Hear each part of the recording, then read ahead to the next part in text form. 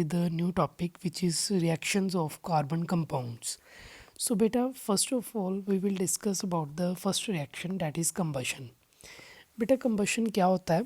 जब भी carbon burn करेगा ऑक्सीजन में कार्बन डाइऑक्साइड प्रोड्यूस करने के लिए और साथ में हीट एंड लाइट प्रोड्यूस करेगा, इस प्रोसेस को हम कहेंगे कंबशन. सो बेटा कुछ एग्जांपल्स हैं. लास्ट वीडियो में हमने डिस्कस भी किया था कि जो हमारा इथेनॉल है वो बर्न करता है ऑक्सीजन में to produce carbon dioxide plus plus water plus heat and light, isn't it? So for example, the simplest example, like carbon burns in oxygen to form CO2, isn't it? Plus heat and light. Similarly बेटा जैसे methane है वो भी oxygen से react करता है and carbon dioxide and water देगा and heat देगा एंड लाइट देगा. सो बेटा ये बैलेंसिंग मैंने पहले की कर रखी है इक्वेशंस की. सो ये हम अलग चैप्टर में ही सीखेंगे balancing. So now coming to next point. बेटा हमें पता है कार्बन कंपाउंड्स दो तरह के होते हैं, सैचुरेटेड एंड अनसैचुरेटेड. ठीक है. सो जितने भी सैचुरेटेड कंपाउंड्स हैं ना वो ज़्यादातर क्लीन फ्लेम देते हैं. ठीक है, क्लीन साफ, उनका बिल्कुल कोई धुआं वगैरह कुछ नहीं आता. ठीक है. बट बेटा जो अनसैचुरेटेड कंपाउंड्स होते हैं वो येलो फ्लेम देंगे एक तो, सेकेंडली उनमें से बहुत सारा काले रंग का धुआं आएगा, लॉट ऑफ ब्लैक स्मोक. बेटा वैसा होता क्यों है? इसकी वजह से क्या होगा, जो काला धुआं आएगा वो होता क्यों है? क्योंकि जो अनसैचुरेटेड कंपाउंड्स होते हैं ना उनकी इनकम्प्लीट बर्निंग होती है. क्या होती है? इनकम्प्लीट बर्निंग होती है. वो अच्छे से बर्न नहीं कर पाते, जलते नहीं हैं, जिसकी वजह से थोड़ा सा अनबर्नड कार्बन रह जाता है. अब जो अनबर्नड कार्बन है वो ब्लैक स्मोक की तरह अपेयर होगा. तो बेटा जब भी हम किसी अनसैचुरेटेड कार्बन कंपाउंड को बर्न करेंगे तो क्या होगा कि जो जैसे किसी भी बर्तन में, जैसे किसी भी लोहे की चीज़ को हम उसको ऊपर रखा है उस फ्लेम के, तो बेटा उस पर होगा क्या, उसके पे ब्लैक कलर की एक डिपॉजिट आ जाएगी, सूटी डिपॉजिट आ जाएगी. सो बेटा ये जो कालक जिसे हम बोलते हैं, तो बेटा ये सूटी डिपॉजिट जो है बेसिकली कार्बन ही होती है जो कि अनबर्नड रह जाता है. ठीक है. सो बेटा दिस इज़ द कंसेप्ट. अब हमने देखा है कि जो कार्बन कंपाउंड्स है वो सारे के सारे ऑक्सीजन में बर्न करते हैं. कार्बन डाइऑक्साइड देंगे, हाइट वाटर देंगे, हीट देंगे एंड लाइट देंगे. जैसे ये कार्बन है, CO2 हीट लाइट. ये मीथेन था, CO2 H2O heat and light. बेटा इनफैक्ट ये जो रिएक्शन है ना ये गोबर गैस प्लांट में यूज़ भी होती है. गोबर gas plant. Okay.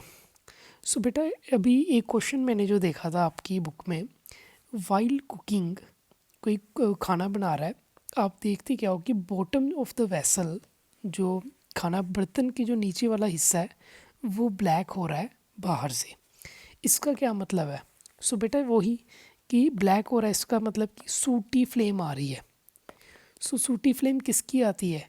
Unsaturated compound की आती है.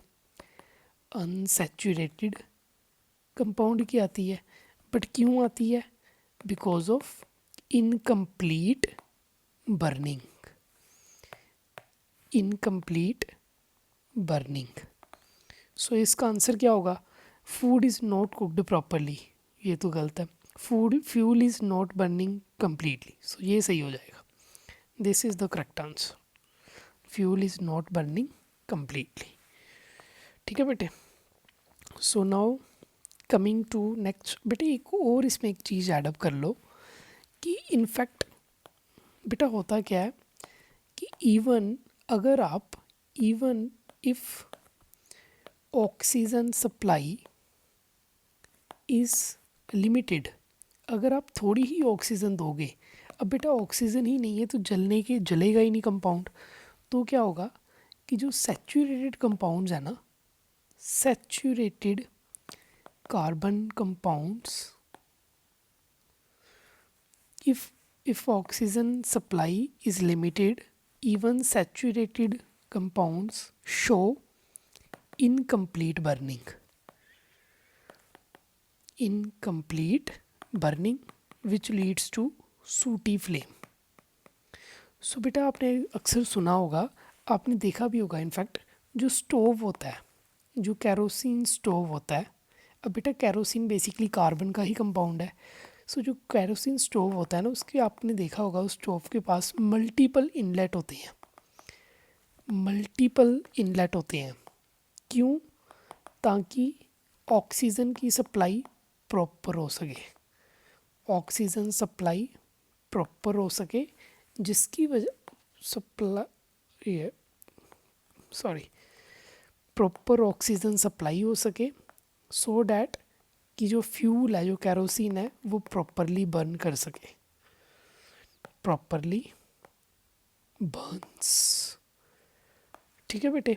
सो अगर ऑक्सीजन की सप्लाई आप लिमिटेड कर दोगे, कम कर दोगे, तो इवन जो सैचुरेटेड कंपाउंड्स हैं वो भी बेटा इनकम्प्लीट बर्निंग शो करेंगे, सूटी फ्लेम आएगी.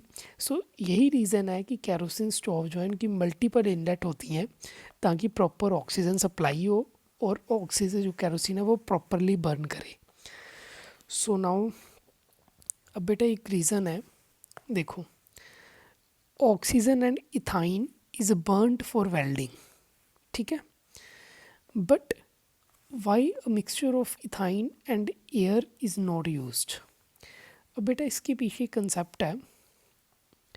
देखो वेल्डिंग में बेटा हम करते क्या है, हम करते इसलिए हैं, अब देखो, a mixture of ethyne and air is not use for welding. इसका रीज़न ये होता है कि क्योंकि जो इथाइन है ना, वो एक अनसैचुरेटेड कार्बन कंपाउंड है. ठीक है.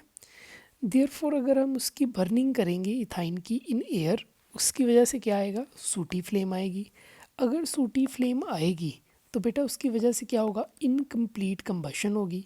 अगर इनकम्प्लीट कंबशन होगी, इसका मतलब कंपाउंड जल ही नहीं रहा है, तो हीट कम प्रोड्यूस होगी. Decrease heat production. अगर हीट प्रोडक्शन कम होगी तो बेटा वो इनफ ही नहीं है कि मेटल जो है वो वेल्ड हो जाए